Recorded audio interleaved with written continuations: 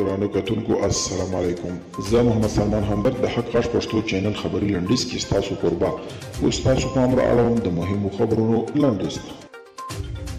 حکومت د ملیشو جوړولو لړۍ پای ته ورسوي. د ولسي جرګې ګڼو غړو د غونډې په امتیازي ساعت کې د خبرو پر مهال وویل چې د هیواد په ځینو ولایتونو کې غیر مسؤلو وسلوالو ته وسلې ورکړل شوي دي او دغه وسلوال د سیمه ایز پاڅونوالو په نامه راپاڅېدلي دي. د امریکا مخکنی ولسمشر ډونالډ ټرمپ وایي د 2024 کال په ټاکنو کې بیرته راګرځي او دومره رایې به خپلې کړي چې د امریکا په تاریخ کې چا نه وي ګټلي. هغه خپل ګوند په کلنۍ غونډه کې د خبرو پر مهال د بایډن پر سیاستونو او پلانونو نیوکه کړه او هغه یې ناکام وبلل.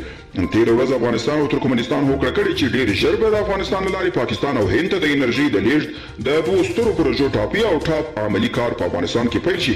دواړو هیوادونو همداراز هوکړه کړې چې ډېر ژر به له افغانستان څخه ترکمنستان ته د مرمر ډبرو صادرول هم پیل شي. او د افغانستان د بهرنیو چارو وزیر محمد حنیف اتمر د شاه محمود قریشي د څرګندونو په ځواب کې وایي د افغانستان د ملي امنیت سلاکار خبرې د ټول افغانستان اندېښنه ده. ښاغلي اتمر هرات کې د یوې غونډې ته ویلي افغانستان د پاکستان سره د اړیکو ترنګلتیا نه غواړي.